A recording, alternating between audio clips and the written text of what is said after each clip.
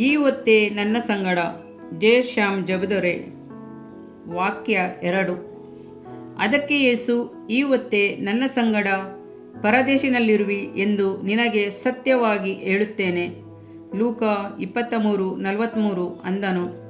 ಯೇಸು ಕ್ರಿಸ್ತನ ಶರೀರ ಜೀವಿತವು ಮುಗಿಯುವ ಕೊನೆಯ ದಿನದ ಕಡೆ ನಿಮಿಷಗಳ ಸಮಯ, ರಕ್ತವೆಲ್ಲ ಹರಿದು ಕಣ್ಣುಗಳು ಮೊಬ್ಬಾಗುವ ಆ ಸಮಯದಲ್ಲಿ ನಮ್ಮ ಕರ್ತನು ಹೆಚ್ಚು ಪಾಲು ಮೌನದಲ್ಲಿ ಕಳೆದನು. ಸಮಯವು ಜಾರುತ್ತಲೇ ಇದ್ದಿತು. ಆ ಸಮಯದಲ್ಲಿ ಸಿಲುಬೆಯಲ್ಲಿ ತೂಗುತ್ತಿದ್ದಂಥ ಕಳ್ಳನು ತನ್ನ ಯೇಸುವಿನೊಂದಿಗೆ ಆತನ ರಾಜ್ಯದೊಂದಿಗೆ ಐಕ್ಯಪಡಿಸಿಕೊಂಡನು. ಕೆಲ ನಿಮಿಷಗಳಾಗಿದ್ದರೆ ಅವನು ತನ್ನ ನಿತ್ಯವನ್ನು ಎಂದೆಂದಿಗೂ ಬೆಂಕಿಯ ಸಮುದ್ರದಲ್ಲಿ ಯಾತನೆ ಸ್ಥಳದಲ್ಲಿ ಕಳೆಯಬೇಕಾಗಿದ್ದಿತು. ಜೀವವಿರುವವರೆಗೂ ನಂಬಿಕೆಯಿದೆ, ಕೃಪೆಯ ಬಾಗಿಲು ತೆರೆದಿದೆ, ಕ್ರಿಸ್ತನು ಸಹ ಅಂಗೀಕರಿಸಲು ಸಿದ್ಧನಾಗಿರುವನು. ಆದರೆ ಪ್ರಾಣ ಹೊಂದ ನಂತರ ಕೃಪೆಯ ಬಾಗಿಲು ನಿತ್ಯ ನಿರಂತರವಾಗಿ ಮುಚ್ಚಲ್ಪಡುವುದು. ಪ್ರಪಂಚದಲ್ಲಿ ಬುದ್ಧಿವಂತಿಕೆಯಿಂದ ಕಾರ್ಯ ನಡೆಸಿದವರಲ್ಲಿ ಆ ಕಳ್ಳನು ಒಬ್ಬನು.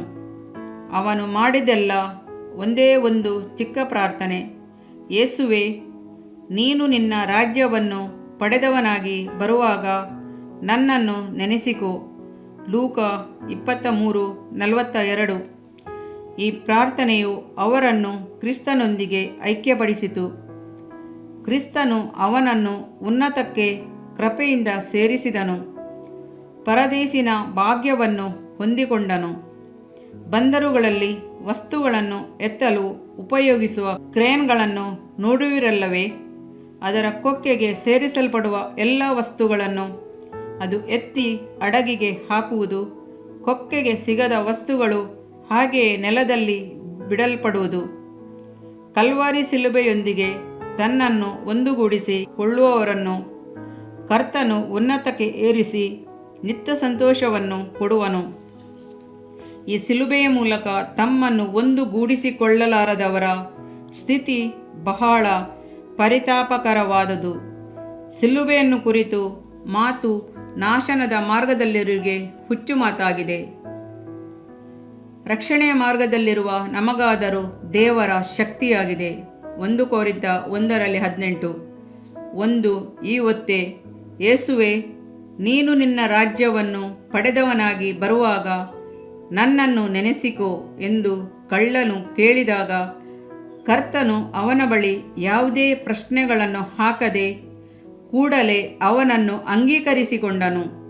ಈ ಹೊತ್ತೇ ನನ್ನ ಸಂಗಡ ಪರದೇಶಿನಲ್ಲಿರುವಿ ಎಂದು ವಾಗ್ದಾನ ಮಾಡಿದನು.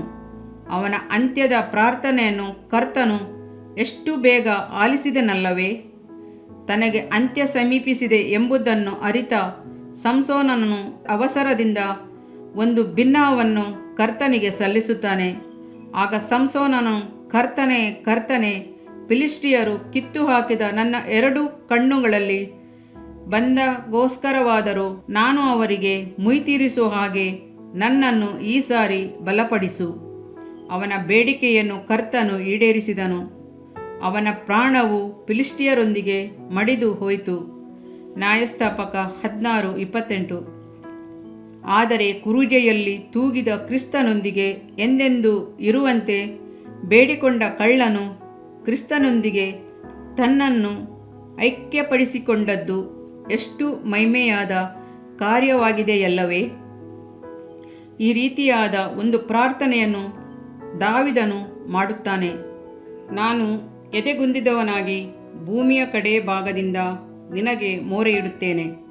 ನಾನು ಹತ್ತಲಾರದ ಆಶ್ರಯಗಿರಿಯ ಮೇಲೆ ನನ್ನನ್ನು ಹತ್ತಿಸು. ಕೀರ್ತನೆ 61:2. ದೇವಮಗುವೆ, ಕಲ್ವಾರಿಯ ಕೊಕ್ಕೆಯೊಂದಿಗೆ ನಿನ್ನನ್ನು ಎಣೆದುಕೊಳ್ಳುವಿಯಾದರೆ ನಿನ್ನ ಗ್ರಹಿಕೆಗೆ ಮೀರಿದ ಎತ್ತರವಾದ ಪರದೇಶಿನಲ್ಲಿ ಕರ್ತನು ನಿನ್ನನ್ನು ಸೇರಿಸುವನು. ಇವರು ಯಾರು ಎನ್ನಲು, ಇವರು ಆ ಮಹಾ ಹಿಂಸೆಯನ್ನು ಅನುಭವಿಸಿ ಬಂದವರು. ಯಜ್ಞದ ಕುರಿಯಾದಾತನ ರಕ್ತದಲ್ಲಿ ತಮ್ಮ ನಿಲುವಂಗಿಗಳನ್ನು ತೊಳೆದುಕೊಂಡವರು. ಪ್ರಕಟಣೆ 7:13-14 ಎಂದು ಹೇಳಿದನು. ಈ ಹೊತ್ತೇ ಎಂದು ಕರ್ತನು ಹೇಳುವುದರಲ್ಲಿ ಆತನು ಈ ಹೊತ್ತು ನಿಮ್ಮಲ್ಲಿ ಪ್ರತಿಯೊಬ್ಬನು ನಿಮ್ಮನ್ನು ಕರ್ತನ ಸೇವೆಗೆ ಪ್ರತಿಷ್ಠಿಸಿಕೊಳ್ಳಬೇಕು. ಹಾಗಾದರೆ ಈ ಹೊತ್ತೇ ನಿಮ್ಮನ್ನು ಆಶೀರ್ವದಿಸುವೆನು ಎನ್ನುತ್ತಾನೆ. ವಿಮೋಚನಕಾಂಡ 32:29. ಯೇಸುವನ್ನು ಕಾಣಲು ತವಕಗೊಂಡಿದ್ದ ಜಕ್ಕಾಯನ ಬಳಿ ಕರ್ತನು, ಈ ಹೊತ್ತು ಈ ಮನೆಗೆ ರಕ್ಷಣೆ ಆಯಿತು ಎಂದು ಹೇಳಿದನು. ಲೂಕ 19:10. ನಿಮಗೆ 2ರಷ್ಟು ಸುಖವನ್ನು ದಯಪಾಲಿಸುವೆನು ಎಂದು ಈಗಲೂ ಪ್ರಕಟಿಸುತ್ತೇನೆ. ಜಕರ್ಯ 9:12 ಎಂದು ಕರ್ತನು ಹೇಳುತ್ತಾನೆ. 2. ನನ್ನ ಸಂಗಡ ಕಲ್ವಾರಿ ಗುಡ್ಡದ ಮೇಲೆ ತೂಗುವ ಸಿಲುಬೆಯ ದೃಶ್ಯವನ್ನು ಕಣ್ಣೀರಿನಿಂದ ಧ್ಯಾನಿಸೋಣ. ದೇಹದ ಬಾಧೆಗಳಿಂತಲೂ ಮನೋವ್ಯಾಕುಲ ಬಹಳ ಕಠಿಣವಾದದು. ನಿಂದೆ, ಅಪಹಾಸ್ಯ, ದೂಷಣೆಗಳು ಕ್ರಿಸ್ತೇಸುವನ್ನು ಗಾಯಪಡಿಸಿದ್ದು ಮಾತ್ರವೇ ಅಲ್ಲ, ಅದು ಅಸಾಧ್ಯವಾದ ಅವಮಾನವಾಗಿ ಇದ್ದಿತು. ಎರಡೂ ಕಡೆಗಳಲ್ಲಿ ಕಳ್ಳರನ್ನು ತೂಗುಹಾಕಿ ಆತನನ್ನು ಪಾತಕನನ್ನಾಗಿ ಎಣಿಸುವಂತೆ ಮಾಡಿದರಲ್ಲ. ದ್ರೋಹಿಗಳೊಂದಿಗೆ ತನ್ನನ್ನು ಎಣಿಸಿಕೊಂಡನು. ಯೆಶಾಯ 53:13. ಇಬ್ಬರು ಕಳ್ಳರ ಮಧ್ಯೆ ಆತನು ತೂಗಿದನು. ಇದಕ್ಕೆ ಕಾರಣವೇನು? ಅಂದು ಎದೆನ್ ತೋಟದ ಮಧ್ಯೆ ಇದ್ದ ಮರದ ಮೂಲಕ ಪಾಪವು ಪ್ರಪಂಚಕ್ಕೆ ಪ್ರವೇಶ ಮಾಡಿತು. ಆ ಪಾಪವನ್ನು ನಿವಾರಿಸಲು ಮರದ ಸಿಲುಬೆಯ ಮಧ್ಯದಲ್ಲಿ ಆತನು ತೂಗಬೇಕಾಯಿತು. ಲೋಕದ ದೃಷ್ಟಿಯಲ್ಲಿ ಗೊಲ್ಗೊಥಾ ಗುಡ್ಡದಲ್ಲಿದ್ದ 3 ಸಿಲುಬೆಗಳು ಏಕರೀತಿಯಾಗಿದ್ದವು. ಅದರಲ್ಲಿ ಹಾಕಲ್ಪಟ್ಟವರ ದಂಡನೆಯೂ ಸಹ ಏಕರೀತಿಯಾದ ಮರಣದಂಡನೆ. ಅವರು ಅನುಭವಿಸಿದ ಶರೀರದ ಶ್ರಮವು ಒಂದೇ ಬಗೆಯಾದದು. ಆದರೆ ಒಬ್ಬಾತನಾದರೋ ಪ್ರೀತಿಯ ಚಿಲುಮೆಯಾಗಿ, ಪ್ರೇಮದ ಪ್ರತೀಕವಾಗಿ ಪ್ರೀತಿ ತೋರಿಸಿದವರ ನಿಮಿತ್ತ ತೂಗುತ್ತಿದ್ದನು. ಬೇರೆ ಇಬ್ಬರಾದರೋ ತಮ್ಮ ದ್ರೋಹಗಳ ನಿಮಿತ್ತ ದಂಡಿಸಲ್ಪಟ್ಟು ತೂಗುತ್ತಿದ್ದರು. ಮಧ್ಯದಲ್ಲಿದ್ದಾತನಿಂದ ಪ್ರೀತಿಯ ಪ್ರವಾಹ ಹರಿಯುತ್ತಲೇ ಇದ್ದಿತು. ತಂದೆಯೇ, ಕ್ಷಮಿಸು ಎಂದು ಹೃದಯ ಕೂಗುತ್ತಲೇ ಇದ್ದಿತು. ಎರಡೂ ಕಡೆಗಳಲ್ಲಿದ್ದ ಹಗೆ, ದ್ವೇಷಗಳು ಮಧ್ಯದಲ್ಲಿದ್ದ ಒಂದು ಭಾಗದ ಪ್ರೀತಿಯನ್ನು ಎದುರಿಸಲು ಮುಂದಾದವು. ಆದರೆ ಅದು ಸಾಧ್ಯವಾಯಿತೇ? ಇಲ್ಲ. ಆದರೆ ಈ ಪ್ರೀತಿ ಒಂದು ಕಡೆಯ ಹಗೆಯನ್ನು ಮಾರ್ಪಡಿಸಿ ತನ್ನೆಡೆಗೆ ಸೆಳೆದುಕೊಂಡಿತು. ಮಾತ್ರವೇ ಅಲ್ಲ, ಸಿಲುಬೆಯ ಮಧ್ಯದಲ್ಲಿರು ಪ್ರೀತಿ ಇನ್ನೂ ಕೋಟ್ಯಾಂತರ ಜನರನ್ನು ತನ್ನೆಡೆಗೆ ಎಳೆದುಕೊಳ್ಳುವ ಆಕರ್ಷಣ ಶಕ್ತಿಯನ್ನು ಪ್ರಕಟಿಸುತ್ತಲೇ ಇದೆ ಮತ್ತು ಹಾಗೆಯೇ ನಿರಂತರವೂ ಇರುವುದು. ಒಂದು ಸಾರಿ ನನಗೆ ಕುಸ್ತಿ ಕಾಳಗ ನೋಡುವ ಸಂದರ್ಭ ಸಿಕ್ಕಿತು. ಕುಸ್ತಿ ಪ್ರಾರಂಭಿಸುವ ಮೊದಲು ಅದರಲ್ಲಿ ಒಬ್ಬನನ್ನು ಮತ್ತೊಬ್ಬನು ಮೂರ್ಖತನದಿಂದ ಬೈದನು, ಹಗೆತನವನ್ನು ತೋರಿಸಿದನು. ಯಾಕೆ ಹೀಗೆ ನಡೆದುಕೊಳ್ಳುತ್ತಾರೆಂದು ನಾನು ಪಕ್ಕದಲ್ಲಿದ್ದವರನ್ನು ಕೇಳಿದೆನು. ಇದು ಬೇಕೆಂದೇ ಮಾಡುತ್ತಾರೆ. ಹೀಗೆ ಕೋಪೋದ್ರೇಕವನ್ನುಂಟು ಮಾಡಿದರೆ ಎದುರಾಳಿಯ ಮೇಲೆ ವೀರವೇಷದಿಂದ ಕಾಳಗ ಮಾಡಿ ಗೆಲ್ಲಬಹುದು ಎಂದು ಅವರು ಹೇಳಿದರು. ಎದುರಾಳಿಯ ಬಹಳ ಶಾಂತವಾಗಿದ್ದನು. ಅವನು ಸೋತು ಹೋಗಬಹುದೆಂದು ನೆನೆಸಿದ್ದೆನು. ಆದರೆ ಗೆದ್ದದ್ದು ಯಾರು ಗೊತ್ತೇ? ಸೌಮ್ಯವಾಗಿದ್ದವನೇ ಗೆದ್ದನು. ಸಿಲುಬೆಯಲ್ಲಿ ಸೈತಾನನ ಪೂರ್ಣವಾದ ಹಗೆತನ, ಮೂರ್ಖತನದ ಆಧಿಕ್ಯವಿದ್ದಿತು. ಕ್ರಿಸ್ತನು ತನ್ನ ತಾಳ್ಮೆಯನ್ನು ಕಳೆದುಕೊಳ್ಳುವುದಕ್ಕೆಂದೇ ಸೈತಾನನು ಅನೇಕ ಕುತಂತ್ರಗಳನ್ನು ಮಾಡಿದನು. ಆದರೆ ಸತ್ಯವೇದವು ಹೇಳುತ್ತದೆ, ಆತನ ಸಂಗಡ ಸಿಲುಬೆಗೆ ಹಾಕಲ್ಪಟ್ಟ ಕಳ್ಳರು ಸಹ ಆತನನ್ನು ಅದೇ ಪ್ರಕಾರ ನಿಂದಿಸುತ್ತಿದ್ದರು. ಮತ್ತಾಯ 27:44 ಎಂಬುದಾಗಿ. ಆದರೆ ಕ್ರಿಸ್ತನ ಪ್ರೀತಿಯ ಹೊನಲೆ ಅಲ್ಲಿ ಹರಿದಿತ್ತು. ಗುಲಾಬಿಯನ್ನು ಮುಳ್ಳುಗಳು ಚುಚ್ಚಿದೆ, ಆದರೆ ಅದರ ಕಂಪು ಇಮ್ಮಡಿಯಾಗುವುದೇ ಹೊರತು ಕಡಿಮೆಯಾಗುವುದಿಲ್ಲ. ಅವರು ನಿಂದಿಸಿದಾಗಿಯೂ ಅಪಹಾಸ್ಯ ಮಾಡಿದಾಗಿಯೂ ಯೇಸು ಮರು ಉತ್ತರ ಕೊಡಲೇ ಇಲ್ಲ. ಅದಕ್ಕೆ ಬದಲಾಗಿ ಅವರನ್ನು ಪ್ರೀತಿಸಿದನು. ತಂದೆಯೇ, ಇವರನ್ನು ಕ್ಷಮಿಸು ಎಂದು ಬೇಡಿದನು. ಇದು ಒಬ್ಬ ಕಳ್ಳನ ಹೃದಯವನ್ನೇ ಹೊಡೆಯಿತು. ಈತನೇ ಬರಬೇಕಾದ ಮೆಸ್ಸಿಯನು ಎಂದು ಅವನು ಕಂಡುಕೊಂಡನು. ಆತನ ರಾಜ್ಯ ನಿತ್ಯ ರಾಜ್ಯವೆಂದು ಅರಿತುಕೊಂಡನು. ತನ್ನ ವಿರೋಧ ಕೈ ಎಲ್ಲವನ್ನು ತಿಳಿದವನಾಗಿ ದೈವಿಕ ಪ್ರೀತಿಗೆ ಶರಣಾದನು. ದೇವಮಗುವೆ, ಪ್ರಪಂಚದ ದೃಷ್ಟಿಯಲ್ಲಿ ಕ್ರೂರವಾದವರು ಚೆನ್ನಾಗಿ ವೃದ್ಧಿಯಾಗುವಂತೆಯೂ ಒಳ್ಳೆಯವರಿಗೆ ಕಾಲವೇ ಇಲ್ಲವೆನ್ನುವಂತೆ ತೋರಿಬಂದರು. ಅಂತ್ಯದಲ್ಲಿ ಪ್ರೀತಿಗೂ ತಾಳ್ಮೆಗೂ ಜಯವದೆ ಎಂಬುದನ್ನು ಮರೆಯಬೇಡ. ನಿನ್ನ ವೈರಿಗಳನ್ನು ಪ್ರೀತಿಸು ಎಂದು ಕರ್ತನು ಹೇಳಿದದರ ರಹಸ್ಯ ಇದೆ. ಕತ್ತಲೆಗೆ ಜಯವ, ಬೆಳಕಿಗೆ ಜಯವ. ಕತ್ತಲೆ ಬಲವುಳ್ಳದಾಗಿ ಪ್ರಾಬಲ್ಯವುಳ್ಳದಾಗಿ ಕಂಡುಬಂದರು. ಬೆಳಕು ಪ್ರಜ್ವಲಿಸುವಾಗ ಕತ್ತಲೆ ನೀಗಿ ಹೋಗುವುದು. ಬೆಳಕಾಗಿ ಬಂದ ಯೇಸು ಕ್ರಿಸ್ತನು ನಿರಂತರವಾಗಿ ಬೆಳಗಿದನು. ನನ್ನ ಸಂಗಡ ಕಳ್ಳನಿಗೆ ಕ್ರಿಸ್ತನ ಪ್ರೀತಿ ಎಷ್ಟು ಅಮೋಘವಾಗಿ ದೊರಕಿತೆಲ್ಲ. ಕ್ರಿಸ್ತನೊಂದಿಗೆ ಆ ಭಾಗ್ಯವನ್ನು ಯೋಚಿಸಿ ನೋಡಿರಿ. ಕರ್ತನೊಂದಿಗೆ ಉನ್ನತಗಳಲ್ಲಿ ಸಂಚರಿಸಲು, ಆತನೊಂದಿಗೆ ಪರದೇಶಿನ ಭಾಗ್ಯಗಳನ್ನು ರುಚಿಸಲು, ಆತನೊಂದಿಗೆ ರಾಜ್ಯಭಾರ ಮಾಡಲು, ಆತನೊಂದಿಗೆ ಎಂದೆಂದೂ ಸಂತೋಷಿಸಲು ಕೊಡಲ್ಪಟ್ಟ ಭಾಗ್ಯ. ನನ್ನ ಬಳಿಗೆ ಬರುವವರನ್ನು ನಾನು ತಳ್ಳಿ ಬಿಡುವುದೇ ಇಲ್ಲ. ಯೆಹೋವ 6:32 ಮಾತ್ರವಲ್ಲ, ಯೇಸು ಅಂದನು. ನನ್ನನ್ನು ಕಳಿಸಿದಾತನನ್ನು ನಂಬುವವನು ನಿತ್ಯ ಜೀವವನ್ನು ಹೊಂದಿದ್ದಾನೆ. ಅವನು ತೀರ್ಪಿಗೆ ಗುರಿಯಾಗುವುದಿಲ್ಲ, ಮರಣದಿಂದ ಪಾರಾಗಿ ನಿತ್ಯ ಜೀವಕ್ಕೆ ಸೇರಿದ್ದಾನೆ ಎಂದನು. ಯೋಹಾನ 5:24. ನನ್ನ ಸಂಗಡ ಹಳೆಯ ಒಡಂಬಡಿಕೆಯಲ್ಲಿ ದೇವ ಸನ್ನಿಧಿಯನ್ನು ಪ್ರವೇಶಿಸಲಾರದಂತೆ ಒಂದು ತೆರೆ ಇದ್ದಿತ್ತು. ಆದರೆ ಶಿಲುಬೆಯಲ್ಲಿ ಕ್ರಿಸ್ತನು ತನ್ನ ಶರೀರವನ್ನು ಸೀಳಲು ಒಪ್ಪಿಸಿಕೊಟ್ಟದ್ದರಿಂದ ದೇವಾಲಯದ ತೆರೆಯು ಎರಡಾಗಿ ಹರಿದು ಹೋಯಿತು. ಕೃಪೆಯ ಬಾಗಿಲನ್ನು ಕರ್ತನು ತೆರೆದಿಟ್ಟನು. ದೇವರೊಂದಿಗೆ ಜೀವಿಸುವ ಭಾಗ್ಯ ನಮಗೆ ದೊರೆಯಿತು. ನನ್ನ ಸಂಗಡ ಈ ಪದವು ನಮಗೆ ಜೇನಿನಂತೆ ಮಧುರವಾಗಿದೆ. ಅಪೊಸ್ತಲನಾದ ಪೌಲನು ಇದನ್ನು ಕುರಿತು, ಇಲ್ಲಿಂದ ಹೋಗಿಬಿಟ್ಟು ಕ್ರಿಸ್ತನ ಜೊತೆಯಲ್ಲಿರಬೇಕೆಂಬುದೇ ನನ್ನ ಅಭಿಲಾಷೆ ಎಂದು ಬರೆಯುತ್ತಾನೆ. ನನ್ನ ಸಂಗಡ ಮರಣವನ್ನು ಮಹಿಮೆಯಾದ ಅನುಭವವನ್ನಾಗಿ ಮಾಡಿದವನು ಯೇಸು. ನಾನು ಕಾರ್ಗತ್ತಲಿನ ಮರಣದ ಕಣಿವೆಯಲ್ಲಿ ನಡೆದಾಗಲೂ ನೀನು ನನ್ನ ಹತ್ತಿರವಿದ್ದಿ, ಆದ್ದರಿಂದ ಕೇಡಿಗೆ ಹೆದರೆನು ಎಂದು ಹೇಳಿ ದಾವೀದನು ಆನಂದಿಸುತ್ತಾನೆ. ಪಾಪಗಳನ್ನು ಕ್ಷಮಿಸುವ ಯೇಸು ಆತನೊಂದಿಗೆ ಇರುವ ಭಾಗ್ಯವನ್ನು ನಮಗೆ ಕೊಟ್ಟಿದ್ದಾನೆ. ಇದನ್ನು ಬರೆಯುತ್ತಿರುವಾಗಲೇ ಇಂದು ಮರಣವು ನನ್ನನ್ನು ಸಂಧಿಸುವುದಾದರೆ ನಾನು ಕ್ರಿಸ್ತನೊಂದಿಗೆ ಇರುವೆನು. ಆಹಾ, ಎಂಥ ಅಮೂಲ್ಯ ಆನಂದ! 3. ಪರದೇಶಿನಲ್ಲಿ ಇರುವಿ. ಪರದೇಶ ಅಂದರೇನು? ಅದು ಪರಲೋಕವೇ? ಹಾಗಿಲ್ಲವಾದರೆ ಅದು ವಿಶ್ರಾಂತಿ ಸ್ಥಳವೇ? ಇಂದಿನವರೆಗೂ ವೇದ ಪಂಡಿತರು ತರ್ಕ ಮಾಡುತ್ತಲೇ ಇರುವರು. ಪರದೇಶ ಎಂಬ ವಾರ್ತೆಯನ್ನು ಹೊಸ ಒಡಂಬಡಿಕೆಯಲ್ಲಿ ನಾವು 3 ಬಾರಿ ಮಾತ್ರವೇ ನೋಡುತ್ತೇವೆ.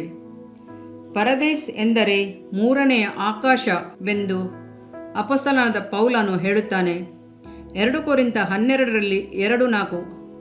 ಆತನು ತನಗುಂಟಾದ ಆತ್ಮಿಕ ಅನುಭವವನ್ನು ಬಹು ರಮ್ಯವಾಗಿ ವರ್ಣಿಸುವಾಗ, ಕ್ರಿಸ್ತನಲ್ಲಿದ್ದ ಒಬ್ಬ ಮನುಷ್ಯನನ್ನು ಬಲ್ಲೆನು. ಅವನು 14 ವರ್ಷಗಳ ಹಿಂದೆ 3ನೆಯ ಆಕಾಶದ ಪರ್ಯಂತರಕ್ಕೂ ಒಯ್ಯಲ್ಪಟ್ಟನು. ಅವನು ದೇಹ ಸಹಿತನಾಗಿ ಒಯ್ಯಲ್ಪಟ್ಟನೋ ದೇಹರಹಿತವಾಗಿ ಒಯ್ಯಲ್ಪಟ್ಟನೋ ನಾನರಿಯೆ, ದೇವರೇ ಬಲ್ಲನು. ಅಂಥ ಮನುಷ್ಯನು ಪರದೇಶಕ್ಕೆ ಒಯ್ಯಲ್ಪಟ್ಟು ಮನುಷ್ಯನು ನುಡಿಯಲು ಶಕ್ಯವಾದ ಹೇಳಬಾರದ ಮಾತುಗಳನ್ನು ಕೇಳಿದನೆಂದು ಬಲ್ಲೆನು. 2 ಕೊರಿಂಥ 12:2-3 ಎಂದು ತನ್ನನ್ನು ಮರೆಸಿಕೊಂಡವನಾಗಿ ಹೇಳುತ್ತಾನೆ. ಆದ್ದರಿಂದ ಅಪೊಸ್ತಲನಾದ ಪೌಲನು 3ನೇ ಆಕಾಶಮಂಡಲವನ್ನು ಪರದೇಶು ಎಂದು ದೃಢವಾಗಿ ಹೇಳಿದ್ದಾನೆ. ಪ್ರಕಟಣೆ ಪುಸ್ತಕದಲ್ಲಿ 2:7 ಓದಿದರೆ, ದೇವರ ಪರದೇಶಿನಲ್ಲಿ ಜೀವದಾಯಕ ವೃಕ್ಷ ಇದೆ ಎಂಬುದನ್ನು ಯಾರೆಲ್ಲ ಜಯ ಹೊಂದುತ್ತಾರೋ ಅವರಿಗೆ ಜೀವವೃಕ್ಷದ ಹಣ್ಣನ್ನು ತಿನ್ನಲು ಕೊಡುತ್ತಾನೆಂಬುದನ್ನು ಅರಿತುಕೊಳ್ಳಬಹುದು. ಆಹಾ, ಆ ಕಳ್ಳನು ಮಾಡಿದಂಥ ಆ ಚಿಕ್ಕ ಪ್ರಾರ್ಥನೆ ಎಂತೆಂಥ ಆಶೀರ್ವಾದಗಳನ್ನು ತಂದಿತಲ್ಲವೇ!